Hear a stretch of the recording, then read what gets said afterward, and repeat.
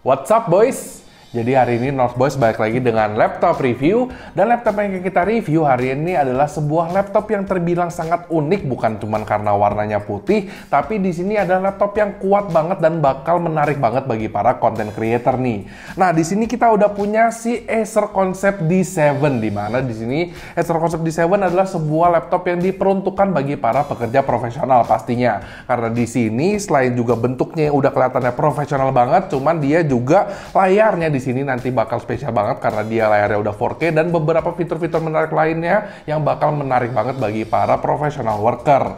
Nah, sebelum kita ngomong lebih lanjut, kita bakal bahas soal jeroannya dulu. Di sini dia udah pakai prosesor i7-9750H dari Intel, RTX 2080 Max Q Design dari Nvidia yang pastinya udah bakal kuat banget, 2x256GB SSD, total 512GB RAID 0 yang pastinya juga udah cepet banget, dan di sini ada RAM sebesar 16GB.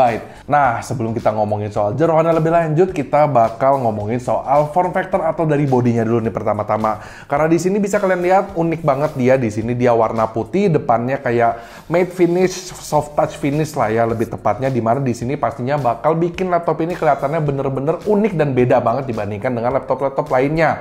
Plus ada logo Acer yang di sini finishnya chrome, cuman logo Acernya kecil banget di bagian tengah atas di sini. Jadinya semua laptop ini kelihatannya jadi lebih clean look, lebih bersih lagi. Nah, belakangnya juga ada exhaust yang bentuknya di sini kalau kalian pernah lihat video kita yang udah kita nge-review Helios 300, di sini bentuknya sama persis, bisa dibilang form factornya identikal dengan si Helios 300, cuman di sini dibikin warna putih susu jadi lebih keren lagi. Nah, kita masuk ke bagian dalamnya juga. Semuanya di sini internalnya warnanya putih semua, dari keyboard, touchpad, handrest, semuanya sampai bezel-bezelnya juga warna putih. Jadi di sini dibikin kelihatannya bener-bener mentereng, mencolok banget. Nah, untuk keyboardnya di sini menurut kita udah cukup enak banget dipakai ngetiknya, karena di sini tactile feel-nya dapat, travel distance-nya juga udah cukup pas. Jadi kalau kita pakai ngetik lama-lama di sini pastinya bakal enak banget. Udah gitu si keyboard putih ini punya backlit dan backlit-nya warna orange, dimana di sini menurut kita lumayan unik ya, karena di sini bener-bener dia backlit-nya warna orange doang, bukan RGB. Dengan warna orange backlit ini jadinya laptop ini kelihatannya jadi lebih fresh look, nggak cuman putih semuanya lama-lama bosen, jadi ada warna oranye dikit, lebih seger lah kayak jeruk. Nah, udah gitu di sini ada touchpad-nya, di mana touchpad-nya untuk navigasi juga udah nggak ada masalah, udah presisi dan udah cukup enak banget surface-nya juga. Klik kiri dan klik kanannya juga udah lumayan clicky di sini dan udah cukup enak. Jadi untuk touchpad juga udah nggak ada masalah sama sekali dari segi navigasinya.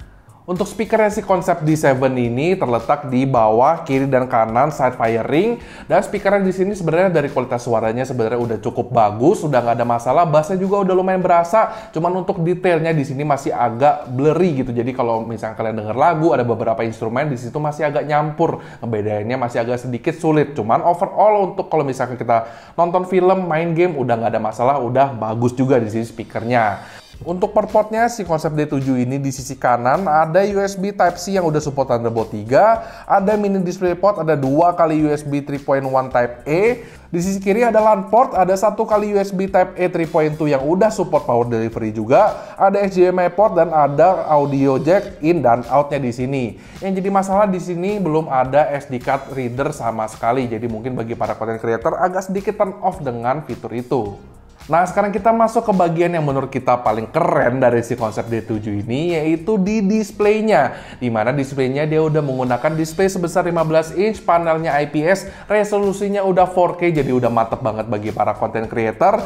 Dan di sini juga udah 100% ARGB, Adobe RGB, bukan cuma sRGB doang. Jadi bagi para content creator, bagi para desainer seperti itu, bakal seneng banget pakai display si Concept D7 ini, karena color accuracy-nya udah mantep banget. Ditambah lagi displaynya juga udah terang banget, jadi warna-warna yang kalian lihat di display ini pastinya bakal lebih cerah dan lebih pop out lagi. Udah gitu dari segi bezel juga udah bezelnya tipis banget di samping ini, di bagian atas juga plus masih ada webcam, jadi kalau misalkan kalian yang butuh webcam udah nggak usah beli webcam eksternal lagi. Nah, sekarang kita masuk ke bagian build quality-nya, dimana sebelumnya yang kalian tahu build quality Helios 300 juga udah cukup bagus dan harusnya sama seperti di sini. Kalau kita nyari titik kopong kayak begini juga udah nggak berasa ada titik kopong. Kalau kita angkat dengan saut tangan nggak berasa ada bending juga sama sekali. Udah gitu overall udah merasa cukup kokoh banget lah. Bagian displaynya kalau misalnya kita bengkokin di sini juga minimum bendingnya, biarpun masih berasa di sini nggak bener-bener top pol banget, cuman masih oke, masih bagus. Dan kalau misalkan kita buka tutup begini juga udah lancar jaya, nggak ada masalah.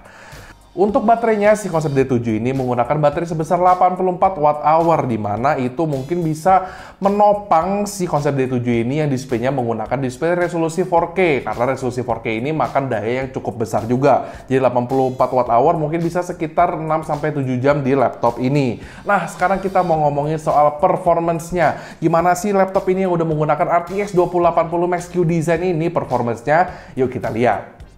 Untuk benchmarkingnya, pertama kita menggunakan Cinebench R15 dan untuk CPU-nya di sini kita dapat di 916 CB. Lalu lanjut kita ke Cinebench R20, di sini CPU-nya kita dapat di 2036 poin. Lalu untuk aplikasi selanjutnya kita menggunakan 3D Mark. Di sini kita mau ngetes untuk DirectX 11-nya dulu menggunakan Firestrike. Kita dapat di skornya 15.246. Lalu lanjut untuk DirectX 12-nya kita menggunakan TimeSpy dan skornya di 6.824. Lalu karena laptop ini udah menggunakan RTX 2080 Max Q Design, kita di sini mau ngetes fitur DLSS 2.0-nya menggunakan 3D Mark Pod Royal. Dan di sini kita bisa lihat saat DLSS-nya off kita dapat di 20,05 fps dan DLSS on-nya di 28,90 fps, kenaikan hampir 50%. Dan untuk ngetes SSD-nya juga kita di sini menggunakan Crystal Disk Mark 7, di mana untuk sequential read satunya kita dapat di 3555 MB per second dan write-nya di 3000 MB per second, di mana SSD yang dipakai di sini pastinya udah cepet banget. Nah, bagi kalian para professional worker yang penasaran dengan kemampuan si konsep D7 ini menjalankan aplikasi seperti Katia, Creo ataupun Maya, di sini kita menggunakan spek ViewPerf 13 dan kalian bisa lihat skornya di sini. Nah, sebenarnya memang sih konsep D7 ini bukan ditunjukkan untuk gamer. Cuman para content creator juga pastinya boleh main game dong pas mereka bosen. Alhasil di sini kita ngetes gaming testnya juga. Nah, di sini gaming testnya kita ngetes pakai tadi Red Dead Redemption 2 dengan settingan rata kanan di resolusi 4K. Di sini masih bisa jalan di 30 fps. Pastinya dengan benchmark seperti itu kita udah bisa menandakan kalau laptop ini bisa jalanin game AAA dengan nggak ada masalah. Nah boys, jadi tadi kita udah beres benchmarkingnya, kita udah beres gaming testnya juga kita coba di laptop si konsep D7 ini, dan memang hasilnya lumayan memuaskan dari semua itu. Gak ada masalah yang dijalankan semuanya, mau kalian gaming, mau kalian 3D modeling, mau kalian content creator pakai laptop ini aplikasi apapun, menurut kita udah lumayan bagus dari segi performance-nya. Nah sisanya yang memang terserah kalian pengen beli laptop ini buat apa, dipakai buat ngapain aja, karena di sini menurut kita udah cukup fleksibel banget kombinasinya si i7 9750H ini dengan si RTX 2080 Max Q Design.